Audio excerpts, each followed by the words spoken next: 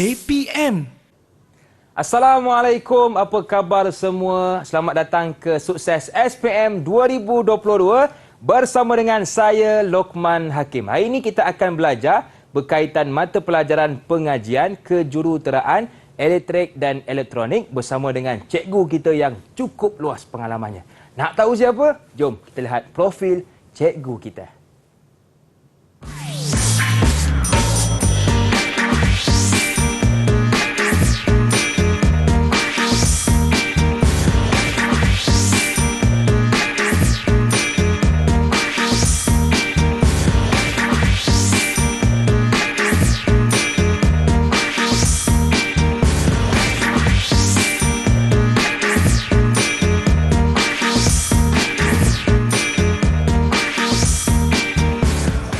Baiklah, hari ini saya bersama dengan juru bahasa isyarat kita iaitu Cikgu Nur Ilda Kamaruzzaman dari Sekolah Kebangsaan Pendidikan Khas Selangor Shah Alam Selangor. Apa khabar cikgu? Alhamdulillah. Terima kasih kepada cikgu yang sudi bersama dengan kita dan kita juga bersama dengan cikgu kita siapa lagi kalau bukan Cikgu Nasriah Sudin merupakan Ketua Panitia Pengajian Kejuruteraan Elektrik dan Elektronik dari Sekolah Menengah Teknik Kuala Lumpur. Assalamualaikum cikgu, apa khabar? Waalaikumsalam Hakim. Alhamdulillah sihat. Ini kali pertama saya dengan cikgu kan kan? Ya, pertama kali kita jumpa. Baiklah cikgu, untuk segmen ini juga kita bersama dengan murid-murid kita yang lain. Ya. Jadi apa kata, jom kita berkenalan dengan mereka. Silakan cikgu. Terima kasih Hakim. Okey, hari ini bersama dengan saya adalah pelajar-pelajar daripada Sekolah Menengah Teknik Kuala Lumpur. Semua ni student saya lah. Yeah. Okey, kita bersama dengan Afiq. Afiq, lambai sikit Afiq. Okey Afiq, lambai sikit. Mana Afiq? Oh, handsome orangnya. Okey, dan kemudian Irsyad. Okey Irsyad, lambai sikit. Danish. Dan juga Syami.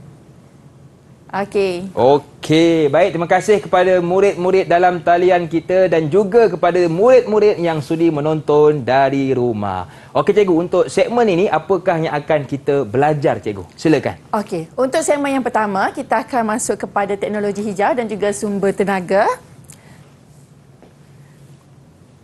Okey, ni ya tajuknya. Okey. Teknologi hijau. Apa dia teknologi hijau? Kita tengok dululah ya. Definisi teknologi hijau.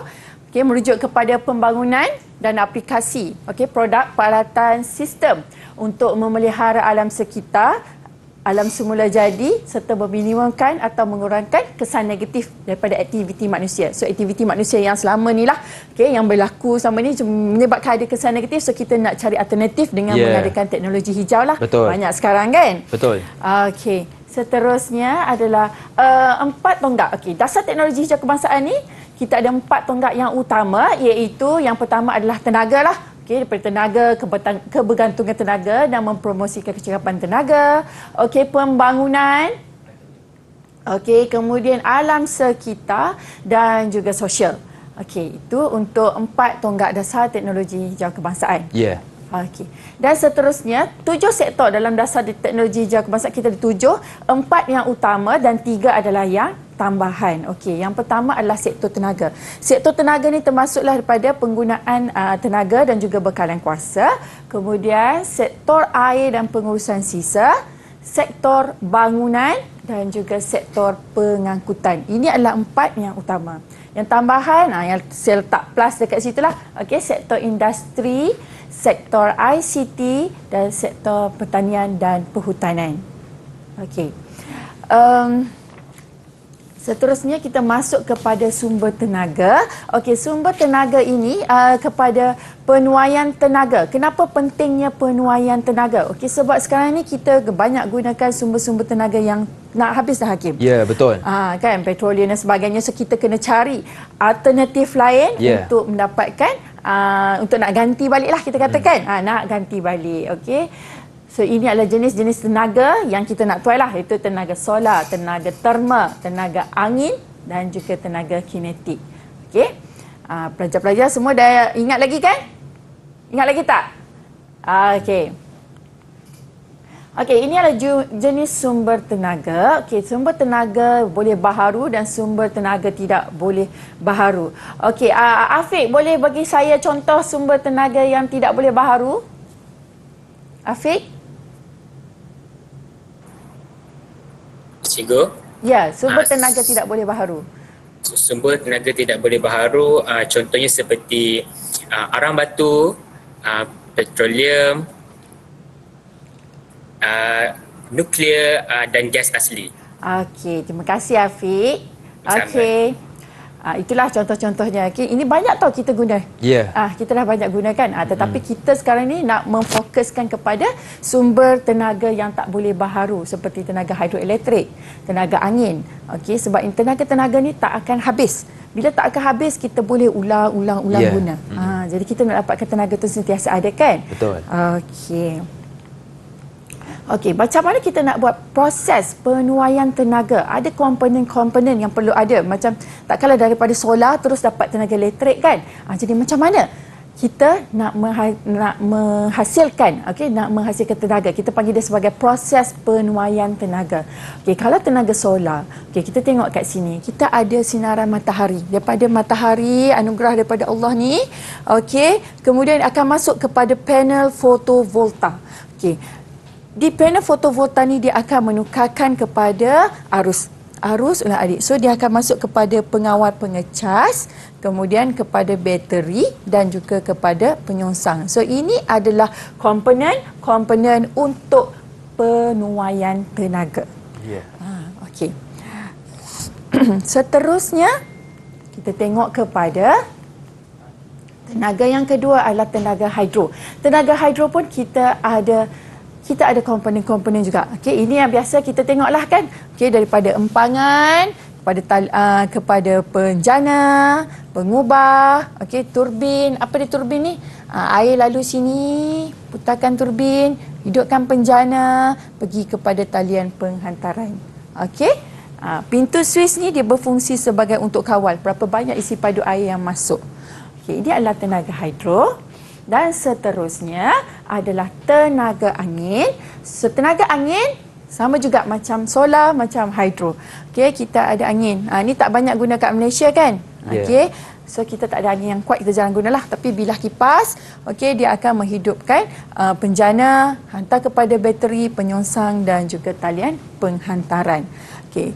Jadi yang seterusnya, tenaga yang seterusnya adalah tenaga piezo ataupun dilibatkan tekanan. So tekanan atas dan bawah kepada panel piezo akan menghasilkan voltan arus. Okey. Jadi kita kena tahulah semua ni. Okey, kelebihan dan kekurangan sumber tenaga. Kalau sumber tenaga boleh baharu ni, dia ada banyaklah kelebihannya. Dia kos yang rendah, mesra alam dan sebagainya. Tenaga tak boleh baharu ni, dia yalah, kita katakan dia akan habis kan? Betul. Dia akan habis dan sebagainya. Kosnya bertinggi dan sebagainya. Ini yang kita kena tahulah tentang ni. Next. Soalan. Ini soalan yang biasa ditanyalah. Soalan biasa ditanya, dia minta macam ni je. Ada A, B, C, D. Dia bagi sektor ICT, sektor ni, dia minta kategori. Apa kategori yang sesuai dengan sektor utama, sektor tambahan? Siapa nak jawab soalan ni boleh angkat tangan. Siapa nak jawab? Danish. Danish, silakan. Danish. Boleh awak jawab soalan ni? Sektor utama dalam Boleh. Roman 1. Jawapan dia A. A. Saya tuliskanlah. Roman 2. Jawapan dia B. B, bola. Bola, yes. Roman 3 jawapan dia C. Dan Roman 4 D. D. Ini jawapan yang berikan oleh Danish. Kita tengok balik jawapan. Jom kita lihat jawapannya. Betul. Terbaik, Danish. Bagus Danish. Terima kasih. Seterusnya kita ke soalan yang seterusnya. Ini apa ni? Ini adalah komponen tadilah kan. Okey, komponen untuk sel fotovolta. Okey, sekarang ini soalannya kita nak tengok urutan 1 2 3 4 yang betul. Okey, Hakim nak cuba ke? Boleh, cikgu? Okey. Okey, kalau tengok soalan yang diberikan di situ, saya rasa penyongsang menukarkan arus terus kepada arus ulang alik nombor 4. Saya rasalah. Okey. Kita cuba dulu. Kemudian satu lagi, mengawal pengaliran arus terus ke bateri dan beban nombor 2, cikgu. Okey, nombor 2. Okey, pelajar ada nak cuba juga? Okey, siapa yang nak cuba? Kita tengok. Okey, Syahmi, cikgu. Okey, Syahmi. Guru Syahmi. Benar dia angkat tangannya. Silakan, Syahmi. Yang untuk penyongsang tu nombor 4 betul. Sama juga. Okey. Yang pengecas juga pun nombor 2 urutan dia. Oh, nampaknya kita sehati sejiwa lah ya. Okey, kita tengok jawapannya. Okey, 4 dan 2. So, bentuk soalannya tak susah pun. Okey, bentuk soalan kita dah bagi kepada, dah ada jawapan, so kita dah tahu. Okey, cuma kita nak pastikan pelajar boleh tak nak sesuaikan balik. Ingat tak balik apa yang telah dipelajari. Okey, komponen ni. Okey, so setiap komponen apa fungsinya. Tak susah pun. Kita cuma susun balik sahaja ikut urutan semula. Okey. Baik, cikgu. Kalau kita lihat tadi cikgu ada cerita tentang kelebihan dan kekurangan sumber tenaga kan? Slide sebelum ni. Okey, boleh. Di situ ditulis iaitu berisiko tinggi bagi tenaga sumber tidak boleh berharu. Jadi cikgu, apakah antara risiko yang cikgu? Sekali lagi Hakim, berisiko tinggi untuk sumber tenaga tidak boleh berharu. Okey, berisiko tinggi ni maksudnya dia boleh menyebabkan pencemaran alam dan sebagainya kan. Berisiko tinggilah kepada betul. tu. Baik, jadi itulah antara perbezaan tenaga boleh berharu dan juga tenaga tidak boleh berharu. Jadi banyak lagi yang akan kita belajar, tetapi kita lihat seketika. Boleh ke cikgu? Oh, boleh. Jangan ke mana-mana, teruskan bersama dengan kami pastinya dalam Sukses SPM 2022. Didik TV KPM. Didik TV KPM. Masih lagi bersama dengan saya Lokman Hakim, juga juru bahasa isyarat kita Cikgu Nur Ilda Kamrul Zaman dari SK Pendidikan Khas Selangor Shah Alam Selangor, dan bersama dengan kita juga Cikgu Nasriah Sudin, merupakan Ketua Panitia Pengajian Kejuruteraan Elektrik dan Elektronik dari Sekolah Menengah Teknik Kuala Lumpur. Okey cikgu, untuk segmen ini kita nak fokuskan tentang apa pula cikgu? Silakan. Okey, yang seterusnya kita akan tengok kepada lita arus terus. Okey. Baik. Kejap. Okey, lita arus terus. Okey, apa dia lita arus terus ni? Okey, lita arus terus ni, kita ada dua lah sebenarnya, lita arus alik dan lita arus terus, tapi kita panggil dia AT ni. Okey, lita AT. Singkatannya. Okey, dia adalah lita yang mempunyai magnitudenya tetap. Tetap bermaksud kalau 5 volt lah sampai habis. Faham? Okey, dan juga dia mengalir satu arah sahaja. Maksudnya daripada positif kepada negatif dalam satu lita. Okey. Pertama sekali kita nak kenal dulu apakah kuantiti yang ada dalam lita AT. Okey, yang pertama adalah cas. Okey, cas simbolnya adalah Q. Okey, ini beza dekat sini ya. Ini adalah simbol untuk kuantiti dan ini adalah simbol untuk unit. So pelajar mesti tahu simbol untuk unit dan simbol untuk kuantiti. Sebab kita akan gunakan dalam pengiraan. Nak buat langkah kerja dan sebagainya. So dekat sini kita ada cas. Okey, yang pertama. Kemudian arus. Okey, arus unitnya ampere. Kemudian voltan. Okey, voltan ni ada juga kadang-kadang kita kenali dia sebagai beza upaya. Okey, beza upaya juga voltan diukur dalam unit volt. Okay. Dan juga daya gerak elektrik DGE. DGE pun juga adalah salah satu kuantiti yang kita ukur dia dalam unit volt. Okey. Seterusnya adalah rintangan. Okey, rintangan. Rintangan ni kita ukur dia dalam ohm. Okey. Jadi setiap dia bila ada arus melalui itu, dia akan melalui rintangan. Macam hidup kita lah kan? Betul. Okey. Kemudian kita ada kuasa. Kuasa dalam unit watt. Dan juga tenaga dalam unit joule. Okey, so ini adalah simbol kuantiti yang perlu pelajar tahu dan juga unitnya coulomb, ampere, volt, ohm, watt dan juga joule. Okey. Sekarang kita nak kenal hukum Ohm. Okey, ini macam nadi. Yeah. Nadi kepada kejuruteraan elektrik elektronik. Okey, ilmu ni hukum Ohm. Okey, hukum Ohm. Okey, apa yang dinyatakan?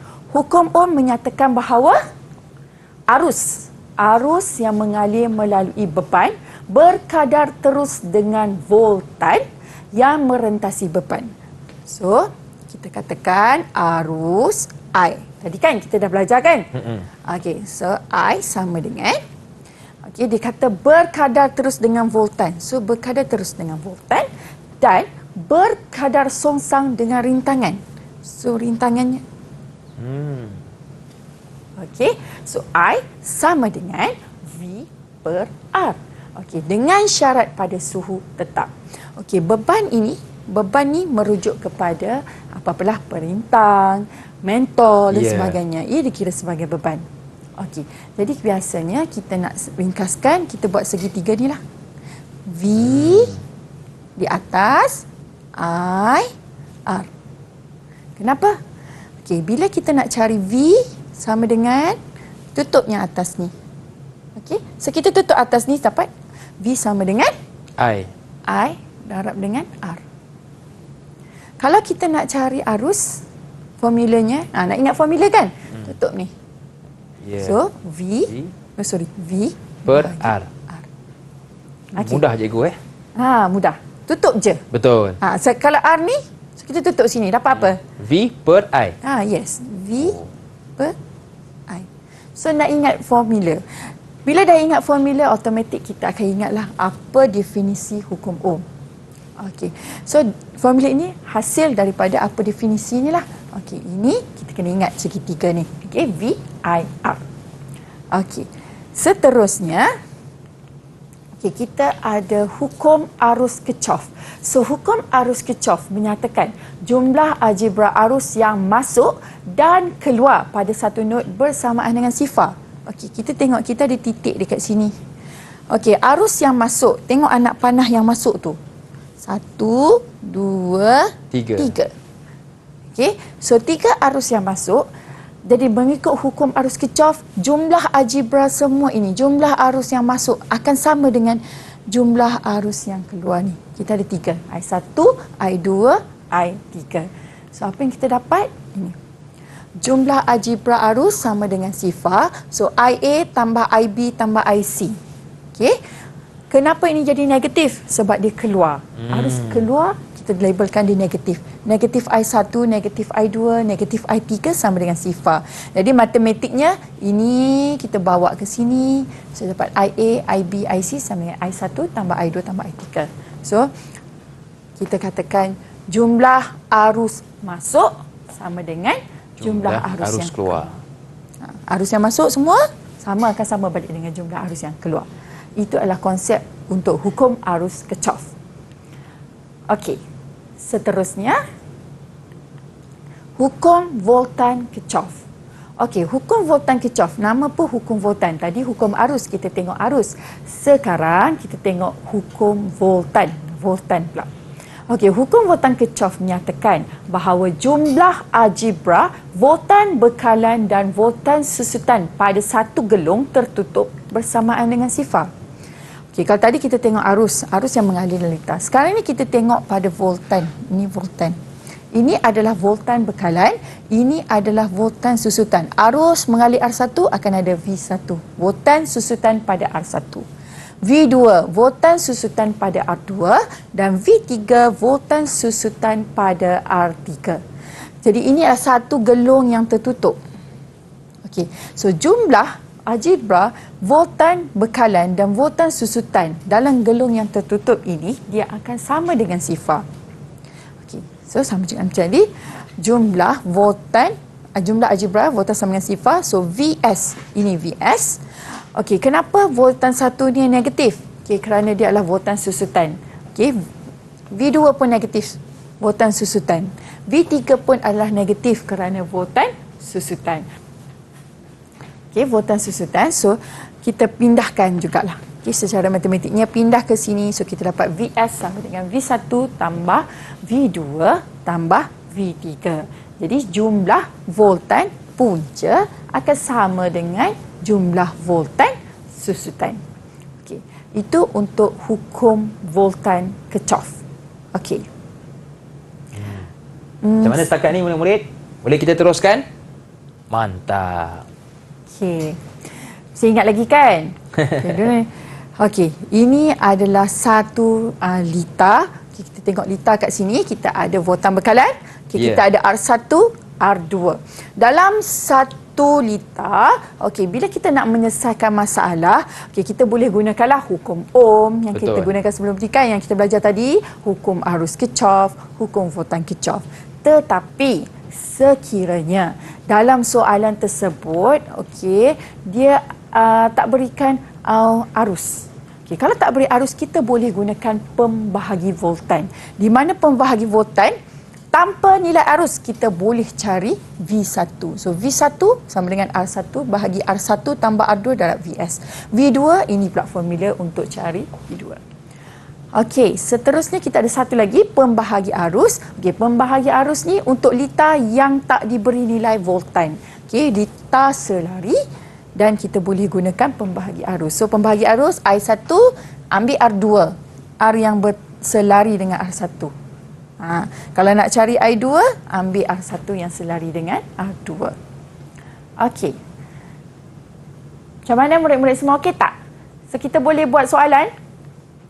Okey, soalan. Okey, tengok soalan ni. Okey, ini adalah definisi hukum Ohm.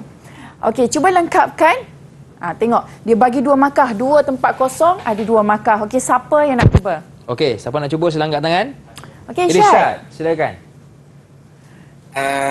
Jawapan Roman pertama ialah berkadar terus.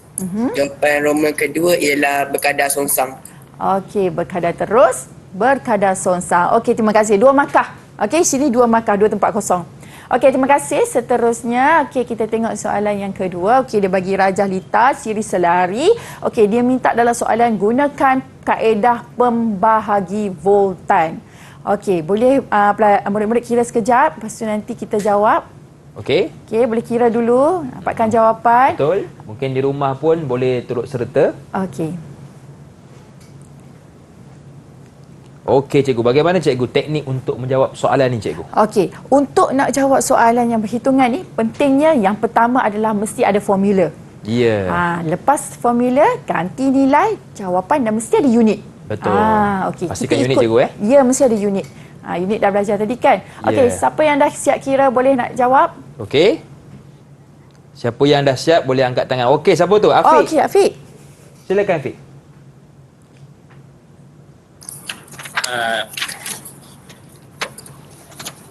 Nampak tak? Jawapan saya 2.5 volt. Okey, angkat kuat. Okey. Okey, bagus Afiq. Tengok, Afiq menggunakan kaedah pembahagi voltan. Kalau nak guna kaedah lain pun boleh. Masih lagi boleh jawab. Tapi kita nak gunakan kaedah pembahagi voltan. So, pembahagi voltan. Okey, ini jawapan yang Afiq bagi tadilah. Okey, so ini 3 markah. Okey, kita dah formula, ganti nilai dan juga jawapan. Mesti ada step-step ni. Ya. Okay. Baik. Jadi yang penting kena ada unit, cikgu ya? Ya, ada unit. Okey, baik. Jadi cikgu, kita nak berehat seketika dan kembali selepas ini pastinya dalam Sukses SPM 2022. Didik TV KPM. Didik TV KPM. Mungkin ada di kalangan kita yang masih lagi pening dan keliru tentang aplikasi hukum dalam lita siri dan lita selari. Tapi tidak mengapa, jangan pening-pening sebab kita nak tanyakan soalannya kepada cikgu kita. Siapa lagi kalau bukan Cikgu Nasriah Sudin, merupakan Ketua Panitia Pengajian Kejuruteraan Elektrik dan Elektronik dari Sekolah Menengah Teknik Kuala Lumpur. Jadi cikgu, silakan cikgu. Okey, terima kasih Hakim. Okey, seterusnya kita akan masuk kepada lita siri. Kita dah belajar tadi hukum-hukum. Betul. Jadi kita nak apply dia. Okey, sekarang kita tengok lita siri. Apa dia lita siri ni? Okey, maksudnya adalah 2 atau lebih perintang yang disambung secara siri. Siri maksudnya R1 kemudian R2. Macam drama bersiri. Episod 1, episod Drama 2 bersiri. kan. Itu semua itu. Okey. Jadi macam mana kita nak kira rintangan jumlah? Okey, maksudnya R1 dengan R2. Jadi ni kita nak jadikan dia satu perintang. Yeah. So R jumlah adalah bersama dengan R1 tambah R2 tambah ... Rn. Apa maksudnya ni? Maksudnya seberapa banyaklah dia bersiri. Kalau ada 10, tambahlah ke 10 perintang. Okey, seterusnya IJ. Okey, IJ. Dalam satu liter siri, kita balik semula kepada hukum arus Kirchhoff tadi. Hukum arus Kirchhoff dia kata kalau melalui node, barulah ada pecahannya. Tetapi sekarang liter siri tak ada simpang. Maka arusnya sama sepanjangnya. Okey, so IJ sama dengan I1 sama dengan I2 sama dengan I yang seterusnya lah. Okey, I1 tu merujuk kepada arus yang melalui perintang 1. I2 merujuk kepada arus yang melalui perintang 2. Okey, sesama je melalui itu semua. Okay, tetapi untuk voltan, okey, VJ ini adalah voltan bekalan ni lah, VS ni. Okey. VJ akan sama dengan V1 tambah V2 tambah Vn. Okey, di mana V1? Okey, bila arus melalui perintang 1, di sini kita akan ada V1. Apa dia V1? Voltan susut pada perintang 1. Bila arus melalui R2, ini kita akan ada V2, iaitu voltan susut pada R2. So, ini kita berdasarkan kepada hukum voltan Kirchhoff. Okay, so hukum voltan Kirchhoff dah nyatakan ini tadi. So, kita dapatlah formula ini untuk liter siri. Okey, seterusnya kita ada satu lagi sambungan liter, iaitu liter selari. Selari sebelah-sebelah. Okey. So di sini apa yang kita perasan di sini, dia ada node. Okay, dia ada node dekat sini, bermaksud arus akan pecah kepada I1 dan juga I2. Hukum arus Kirchhoff. So kita tengok sama-sama apakah rumus yang ada. Secara nak menghitung rintangan jumlah adalah 1 per RJ sama dengan 1 per R1 tambah 1 per R2 tambah Rn ni, maksudnya berapa banyaklah perintang yang disusun secara selari. Okey, seterusnya IJ. So tadi dikatakan bahawa hukum arus Kirchhoff dia kata jumlah algebra sekiranya melalui node. Bila lalu node, arus akan pecah. So bila arus pecah, ini kita gunakan hukum arus Kirchhoff. So I1 tambah I2, tambahlah berapa banyak simpang yang ada. Okey, boleh. Okey, seterusnya voltan. Okey, voltan sama. Kenapa sama? Okey, ini dikira sebagai bila dia melalui sini, dia akan ada V1 di sini. Okey, voltan susut pada V1, voltan susut pada V2. So, voltan susut pada V1 akan sama dengan voltan susut pada V2 akan sama dengan voltan jumlah, voltan bekalan Vs. Okey, itu untuk liter siri. Sekarang kita tengok liter siri selari. Apa dia liter siri selari? Kita gabungkan siri dan juga selari. Sambungan siri ada, sambungan selari ada. Okey, so yang ini adalah yang selari, ini siri. Okey, so kita tukar dia. R1 dan R2 ni jadi RJ1. Okey, pengiraan dia adalah seperti ini. Kita kira dulu dalam selari. Kemudian jumlah rintangan RJ adalah berdasarkan ini. Ini adalah liter setara. Okey, apa dia liter setara? Okey, setara ni maksudnya kita dah selarikan R1 dan R2. Okey, ni rumus yang berkaitan lah. Okey, seterusnya kita tengok soalan contoh. Okey, soalan contoh diberi di sini. Okey, dia bagi 5 markah kat sini. Dia bagi 1 liter AT. Okey, ada 3 perintang. So, kalau kita tengok kat sini, tengok balik. Macam mana susunan liter tersebut? Okey, ada siri ke selari. Okey, nak tahu macam mana, kita lakar semula. So, lakar semula, letak balik positif, negatif. Kemudian, okey, arus keluar daripada positif ni, melalui sini. Okey. So, masuk kepada R1, masuk kepada R3. Okey. Kemudian patah balik semula. Di sinilah dia berjumpa dengan R2. So, R1, R3, R2. Okey. So, dah nampak jelas kan? 2 ini selari, yang ini siri. Okey. So boleh tak murid-murid dekat luar untuk cuba buat soalan ni? Yang kat rumah pun boleh cuba. Okey, betul. Mungkin murid-murid kita yang berada di rumah, yang berada dalam talian, boleh cuba untuk menjawab soalan yang diberikan ini. Jadi cikgu, untuk soalan seperti ini, apakah yang perlu kita fokus? Contoh mungkin dari sudut saya tengok susunan R tu kan. Ya. Kadang-kadang mungkin murid kita terlepas pandang, dia tersilap cikgu. Yang R2 letak R3. Jadi bagaimana cikgu dari sudut permakahan? Okey, daripada sudut pemarkahan, dia akan sebenarnya dia ada markah untuk formula dulu kan. So kalau formula dia betul, dia akan dapat markah untuk formula tu lah. Bila dia salah letak tu, maksudnya nanti pengiraan dia pun akan salah. Betul. Dia akan letak tu salah kan. Okey. So pelajar murid dekat talian masih mengira dah dapat jawapan? Kalau dah dapat jawapan, boleh kongsi jawapan kamu.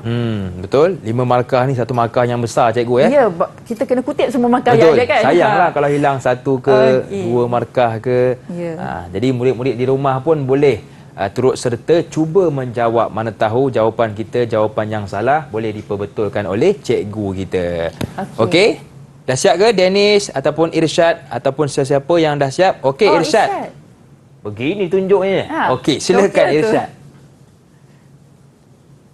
Okey, dekat sikit Irsyad supaya lebih jelas. Atas sikit Irsyad. Atas sikit. Okey, comel tulisannya. So dia dah buat dulu. Okey, selari kemudian siri. Okey, terima kasih. Tak berapa jelas jawapan yang kat bawah tu. Irsyad boleh bacakan tak? Ada punya jawapan untuk Irsyad.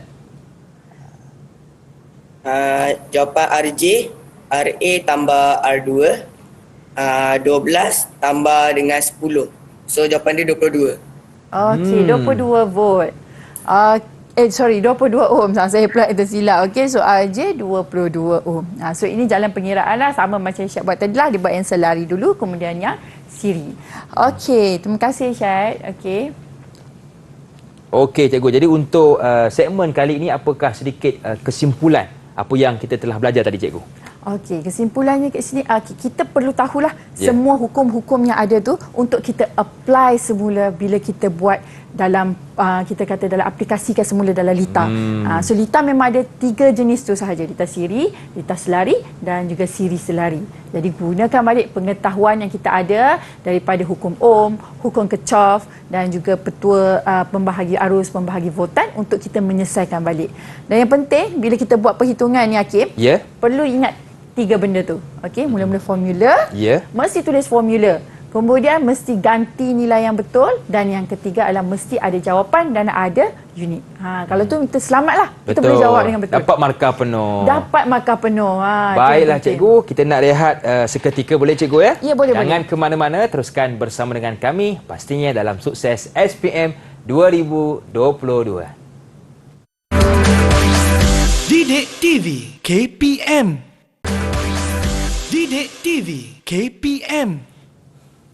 Ada ke perbandingan antara Lita siri dan Lita serari? Dan kalau ada, apakah perbandingannya? Jadi jom kita dengarkan penjelasan tentang perbandingan antara Lita siri dan Lita serari bersama dengan cikgu kita iaitu Cikgu Nasriah Sudin, merupakan Ketua Panitia Pengajian Kejuruteraan Elektrik dan Elektronik dari Sekolah Menengah Teknik Kuala Lumpur. Okey cikgu, apakah bezanya Lita siri dengan Lita selari cikgu? Silakan. Sekarang kita nak tengok apa beza Lita siri dan selari ni. Okey. Saya bagi perbandingan macam ni lah. Okey, Raja A dan Raja B. Okey, Raja A, kita tengok dekat sini, ini sambungan secara siri lah. Okey, kita tengok pada mentol ni. Okey, tadi kita dah belajar ada hukum voltan Kirchhoff, hukum arus Kirchhoff. So daripada hukum-hukum tersebut sebenarnya kita dah tahulah apa perbezaan sebenarnya dia. Bukan sekadar susunan je sahaja. Susunan tu memang dah berbeza dah. Okey, bila berlaku ini kita tahu yang pertama adalah arusnya adalah satu sahaja untuk Lita selari. Siri. Okey, so siri ini adalah arus yang sama. Tetapi jika Lita selari dia akan pecah. Setiap simpang ni dia akan pecah arusnya. Okey. Jadi bila arus itu pecah, okey, bagaimana pula dengan voltan? Okey, bila arus melalui sini, voltan di sini dia akan berkurang. Voltan susut. Tetapi di sini voltannya sama, mengikut kepada hukum voltan Kirchhoff yang kita belajar tadi. Okey, jadi daripada Rajab A dan Rajab B kita buat pandai kita tak guna perintah. Kita gunakan mentol kali ni sebab kita nak tahu apakah. So, kita tengok sini Rajab menunjukkan dua jenis sambungan litar. Okey, kita bagi siri dan selari. Okey, kita nak tahulah ulasan mengenai kecerahan litar, kecerahan mentol tersebut dan boleh tak kita pilih satu yang mana yang lebih baik. Jadi kita nak minta pelajar murid dekat talian untuk cuba. Okey, murid cuba untuk bandingkan dulu di antara kedua-dua litar ni. Tadi kita dah tengok kan banyak-banyak hukum semua tu. Okay, cuba kamu kaitkan. Okey, siapa boleh cuba? Okey. Siapa yang nak cuba? Siapa tu? Syahmi, cikgu. Okey, Syahmi. Okey, Syahmi, silakan Syahmi. Perbandingan dia, kecerahan mentol adalah sama bagi sambungan mentol secara selari kerana voltan susut yang seragam pada setiap beban. Manakala bagi sambungan secara siri, kecerahan mentol akan semakin berkurang sekiranya bilangan beban bertambah. Jadi sambungan yang saya pilih adalah sambungan selari kerana kalau satu mentol terbakar ataupun pecah, mentol lain masih berfungsi. Okey, terima kasih Syahmi. Okey, so dia kata dekat sini dia nak pilih Rajab B lah. Okey, dia pilih yang selari ni. Dia pilih yang sialah selari ni. Sebabnya di sini kalau satu ni Terbakar? Terbakar. Jadi arus dah tak boleh mengalir sini sebab arus satu je. Wah, faham. Okey, so dia pilih yang ini. Dan satu lagi dikatakan kecerahan mentol. Kecerahan mentol bila sini ada voltan susut, sini pun lagi ada voltan susut, sini ada voltan susut. So mentol ini kecerahan dia akan semakin berkurang. Kalau lebih banyak lagi mentol yang kita sambungkan secara siri, maka kecerahan mentol juga akan semakin berkurang. Berbanding dengan litar selari voltannya sama. Tadi kita dah buatkan tadi kan. So sini kita ada voltan susut dia akan sama. V1, V2, V3 semua sama. So dekat sini kecerahannya akan sama. Sambunglah banyak mana pun. So itulah beza di antara siri dan juga selari. Makna kata kalau contoh mentol di litar selari cikgu terbakar, dia tak menjejaskan mentol lain cikgu Ya, tak menjejaskan mentol lain. Kalau dia terbakar kat sini tak apa, arus tak melalui sini tapi masih lagi boleh melalui simpang-simpang yang lain. Jadi itu perbezaan antara litar siri dan juga selari, antara yang senang kalau kita nak nampak cikgu dari sudut susunan kan. Kalau siri tu satu je cikgu Ya, satu je. Tak ada note, tak ada simpang. Ini je lah, pusing balik. Pusing, jumpa balik cikgu daripada positif, balik semula ke negatif. Itu siri. Baik. Jadi itu antara perbezaan yang perlu kita tahu dan perlu kita ambil maklum supaya kita senang nak jawab dalam pemeriksaan. Okey, murid-murid dalam talian, ada soalan yang ingin ditanya kepada cikgu, mungkin agak sedikit keliru ataupun ada apa-apa pertanyaan? Afiq ke, Irsyad ke? Okey, tak apa. Seterusnya cikgu, apakah lagi yang perlu kita fokuskan dalam bab ini? Okey, dalam bab ini tadi kita ada teknologi hijau, kita ada sumber tenaga dan juga litar AT dah. Okey, yang pentingnya dalam ni memanglah kita nak tahu daripada bagaimana kita boleh menuai tenaga daripada sumber yang boleh diperbaharui. Okey, kita kalau boleh kita dah tak nak guna bateri ni. Kita dah tak nak guna bateri tu. So macam mana kita nak gantikan bateri ni dengan apa? Sumber tenaga yang boleh diperbaharui. Dan kemudian untuk litar ini kena tahulah hukum-hukum yang kita belajar tadi, hukum Ohm V sama dengan IR segitiga tu. Okey, kemudian hukum Kirchhoff, arus Kirchhoff, hukum voltan Kirchhoff dan juga pembahagi voltan dan juga pembahagi arus. Baik cikgu, kita pun sudah berada di penghujung segmen. Apakah rumusan cikgu untuk pembelajaran kita hari ini? Silakan cikgu. Okey, terima kasih Hakim. Okey, untuk pembelajaran kita pada hari ini, so kita dapatlah tahu dekat sini beberapa hukum yang penting dalam litar AT dan juga kelebihan dan kekurangan bagi sumber tenaga yang boleh diperbaharui dan yang tidak boleh diperbaharui. Baik, dan di akhir ini kita nak dengarkan tip daripada Cikgu Nasriah supaya kita sukses dalam pembelajaran ataupun mata pelajaran kejuruteraan elektrik dan elektronik ini cikgu. Silakan. Okey, tips. Kita perlu fokus kepada apa kehendak soalan. Soalan sebenarnya tak susah. Soalan sangat mudah. Ada panduan. Cari panduan di dalam soalan dan jangan lupa untuk follow tips yang betul lah. Kalau untuk perhitungan tu yang tadi saya bagi tahu langkah-langkah tu ikut sahaja. Ya, yang penting baca soalan dan bagi faham, insya-Allah kita boleh jawab dengan senang. Terima kasih sekali lagi kepada Cikgu Nasriah Sudin, merupakan Ketua Panitia Pengajian Kejuruteraan Elektrik dan Elektronik dari Sekolah Menengah Teknik Kuala Lumpur, dan juga jurubahasa isyarat kita Cikgu Nur Eda Kamarul Zaman, merupakan dari Sekolah Kebangsaan Pendidikan Khas Selangor Shah Alam Selangor, dan juga murid-murid dalam talian dan kepada murid-murid yang menonton dari rumah. Saya doakan anda berjaya dengan cemerlang. Saya Lokman Hakim mengundur diri, rezeki jumpa lagi. Assalamualaikum warahmatullahi wabarakatuh.